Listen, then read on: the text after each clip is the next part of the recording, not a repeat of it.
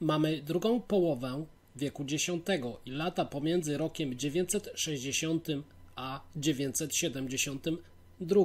Znajdujemy się na terenie ziemi słowiańskiej, czyli dzisiejszej Polsce, w miejscu bliżej nam nieznanym, gdzie na świat przychodzi Sygryda Storrada, z języka szwedzkiego Sigrid, a przydomek Storrada oznacza dumna. Ale dzisiaj znamy ją u nas pod innym imieniem Świętosławy, gdzie dzisiaj uważa się, że jest to jedna i ta sama osoba. Dlaczego jednak warto zwrócić uwagę na tą pierwszą piastównę? Różne źródła mówią o niej różnie. W jednych pisze się o niej, iż była córką szwedzkiego wodza, a jeszcze inne, iż była córką księcia polskiego Mieszka I i zarazem siostrą Bolesława Chrobrego, co jak później się okaże było istotnym faktem. Podsumowując jednak to wszystko, jej tożsamość jest nadal przedmiotem dyskusji różnych historyków. Przyjrzyjmy się jednemu z jej imion – Gunhilda. Istnieje teoria mówiąca nam, iż zanim Mieszko I poślubił Dobrawę Przemyślicką, wcześniej miał inną żonę, a była nią córka króla duńskiego Haralda Blatanda Geira. I właśnie z tego związku miał mieć kolejne dzieci, wszystkie dziewczynki, Gunhildę, Geirę i Astrydę. I w samych skandynawskich sagach Mieszko oczywiście nie występuje tam pod swoim dobrze nam znanym imieniem, lecz określa się go jako władcę Wendów, czyli Słowian, o niejakim imieniu Burysława lub Burisleifa. Być może też jest to imię jakiegokolwiek słowiańskiego księcia, bliżej nieznanego kronikarzom. I wreszcie na końcu jest to dokładnie Mieszko I lub może nawet pomylony Bolesław Chrobry.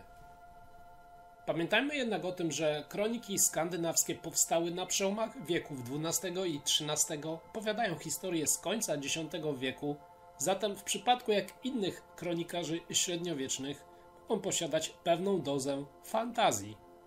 I problematyczne jest to, że żadne kroniki słowiańskie, polskie nie wspominają o córce Mieszka I i Dobrawy, co oczywiście nie znaczy, że nie mogło to być prawdą.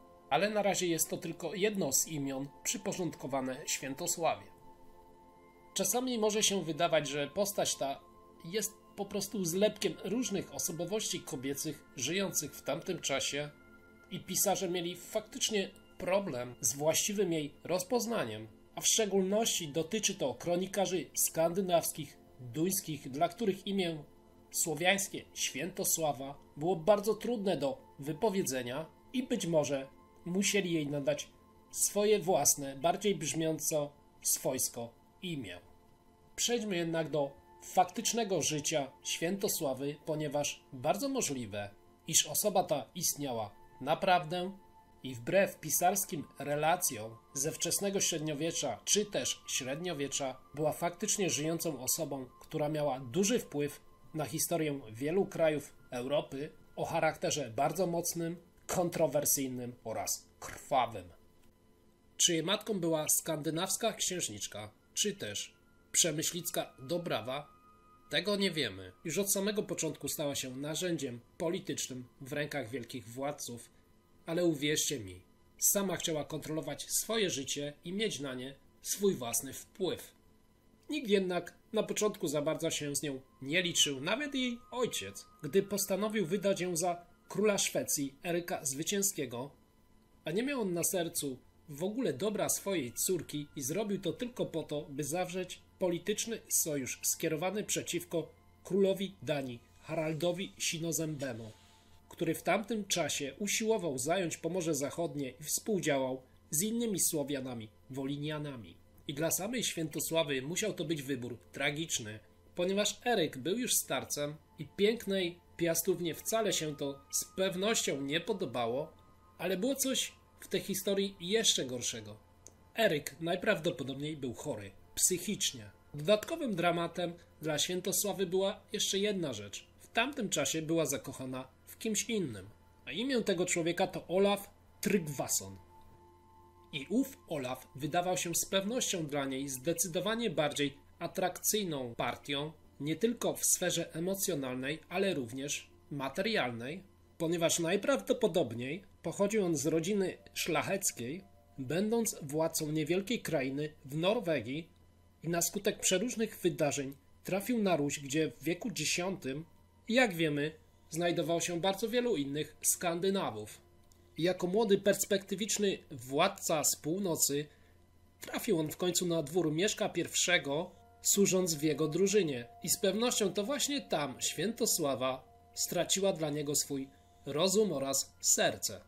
Oczywiście dla Mieszka I nie miało to absolutnie żadnego znaczenia i wkrótce już kilkunastoletnia dziewczyna popłynęła za morze. Wydawać by się mogło, że było to dramatem i jest skazana na pożarcie jak niewinna owieczka. Ale jak przekonacie się dalej, sprawy potoczyły się zupełnie inaczej.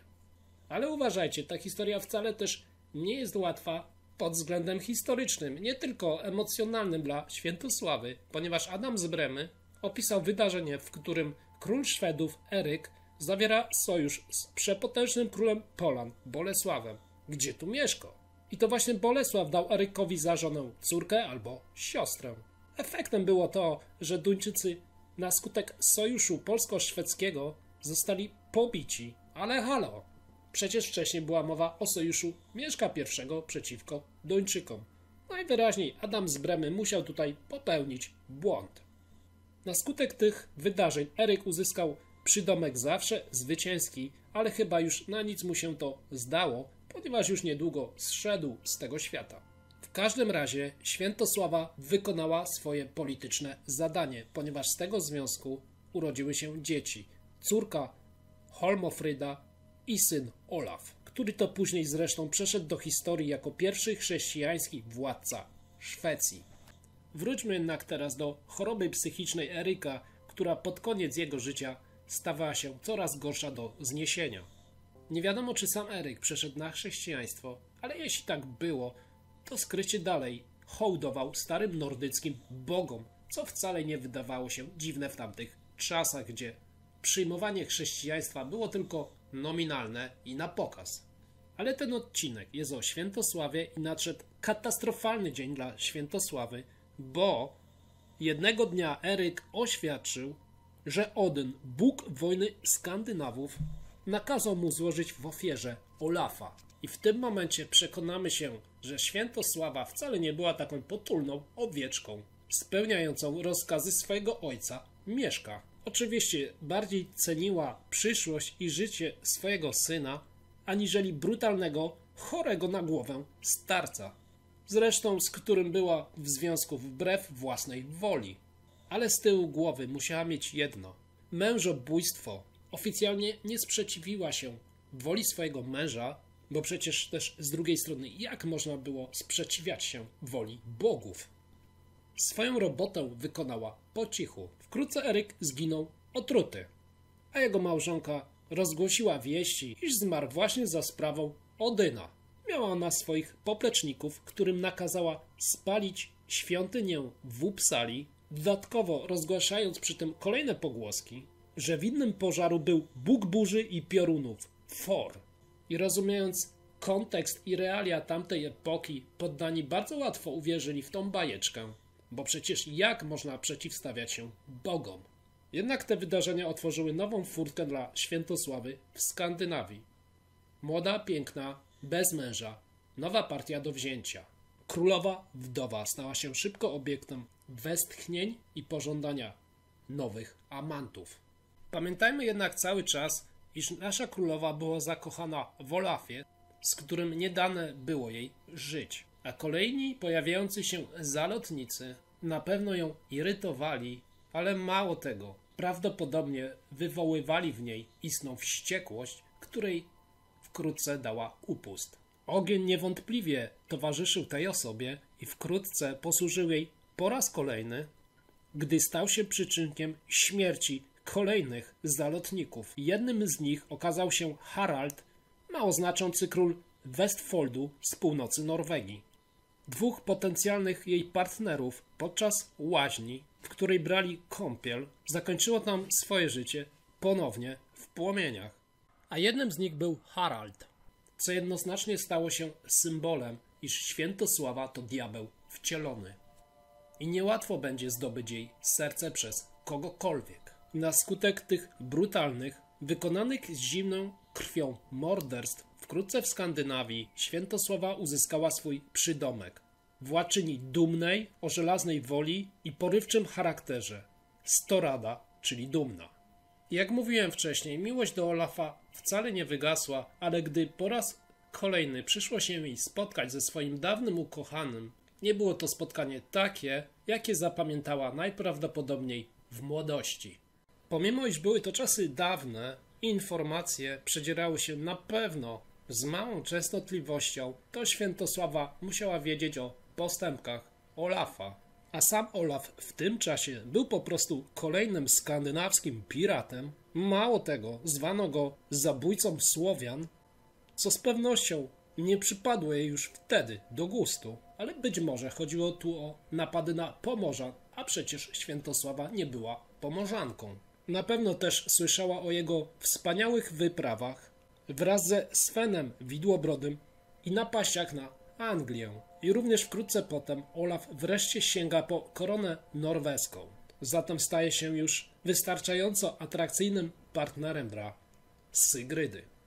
Gdy już wreszcie doszło do ich spotkania, to Słowianka bardzo się tym rozczarowała, gdyż Olaf zażądał dla siebie przy tej okazji tron Szwecji, co mogło skutkować tylko jednym – utraty przez nią władzy oraz, co gorsza, w przyszłości dla jej syna.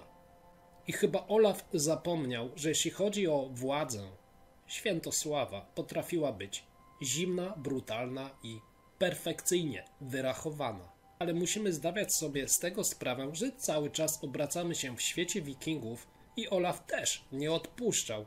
Dokonał najazdu i próbował nawet porwać Świętosławę, ponieważ za wszelką cenę, tak samo jak i ona, chciał postawić na swoim. To ostatecznie odmieniło poglądy Świętosławy na Olafa i z młodzieńczej miłości pozostała tylko czysta nienawiść. Oliwy do ognia musiało dolać jeszcze kolejne wydarzenie, kiedy Olaf Tryggvason żeni się z norweską księżniczką Tove. Świętosława po raz kolejny jednak nie chciała osobiście brudzić sobie rąk. W roku 998 zostaje żoną owdowiałego Svena Widłobrodego i to właśnie jego rękoma dokona zemsty na swojej niespełnionej młodzieńczej miłości. I wkrótce jesteśmy świadkami nowej koalicji z udziałem Duńczyków, Szwedów i Polan skierowanej przeciwko Norwegom. I u progu nowego milenium, w roku 1000, dokładnie w tym, kiedy cesarz Otton III spotyka się z Bolesławem Chrobrym podczas zjazdu w Gnieźnie, na północy rozgrywają się całkiem inne wydarzenia i dochodzi do wielkiej bitwy morskiej pod Oresund. Wojskami szwedzkimi dowodzi wtedy syn Świętosławy Olaf Skotkonung. I bitwa okazała się krwawą łaźnią z całkowitą pogardą śmierci dla walczących tam ze sobą wszystkich stron. Nie wiemy, czy Świętosława w tamtym czasie osobiście obserwowała tą bitwę, ale gdyby tak było, z pewnością czułaby ukrytą satysfakcję, patrząc na to, jak jej własny rodzony syn zmusza jej byłego kochanka do popełnienia samobójstwa w odmętach Bałtyku. Z pewnością te wszystkie dramatyczne wydarzenia musiały ją w końcu odmienić całkowicie. I z niewinnej, być może nawet na początku naiwnej piastówny, końcowo przemienia się w pewnego rodzaju potwora. Jeśli chodzi o życie uczuciowe, z pewnością Świętosława to osoba tragiczna i po tych wydarzeniach już nigdy nic nie było takie samo jak wcześniej. Wątpiąc już w prawdziwe uczucie miłości, bardziej już z lojalności powiła swemu mężowi kolejne dzieci. A było ich sporo, bo aż 5. Pośród nich była jej imienniczka, a także 2 wielkich synów, a mam tu na myśli Kanuta i Haralda, którzy w przyszłości mieli stać się królewskimi władcami północnych krain. A jeśli chodzi o tego bardziej sławnego, czyli Kanuta, którego znamy pod przydomkiem Wielki, to przejdzie on do historii jako król Danii i oczywiście zdobywca samej Anglii. Jednak zanim do tego doszło, relacje Świętosławy z jej mężem stały się bardzo już oziębłe, ponieważ Sven około roku 1002 Postępuję tak, jak zresztą często postępowali inni władcy w tamtych czasach. A do wyboru miał morderstwo lub zwykłe wypędzenie z kraju. Decyduje się on na wygnanie własnej żony. I w tym właśnie czasie kieruje się ona do swojej starej ojczyzny, z której kiedyś za morze wyprawił ją sam Mieszko, wracając do Chrobrego w Polsce, gdzie najprawdopodobniej przebywała w Gnieźnie lub w Poznaniu. I wraz ze śmiercią duńskiego króla Svena wkrótce ich synowie Harald i Kanut przybywają do Polski, prosząc matkę o powrót do Danii. Ostatni okres jej życia wydaje się być okresem najspokojniejszym, gdzie towarzyszy ona swojemu synowi podczas panowania w Nowym Królestwie w Anglii, gdzie mamy jeszcze zapiski mówiące nam o tym, że żyła jeszcze w roku 1016. Niestety jej miejsce śmierci oraz dokładna data nie są nam znane, ale najprawdopodobniej jej miejsce wiecznego spoczynku to ziemia brytyjska, chociaż nie możemy wykluczyć, iż jej prawdziwy grób może znajdować się całkiem gdzie indziej. Ja dzisiaj dziękuję Wam za uwagę i zwyczajowo zapraszam Was do dyskusji pod filmem. Przypominam o subskrypcji i dzwoneczku, abyście mogli otrzymywać powiadomienia z tego kanału. Dziękuję raz jeszcze. Pozdrawiam. Do usłyszenia.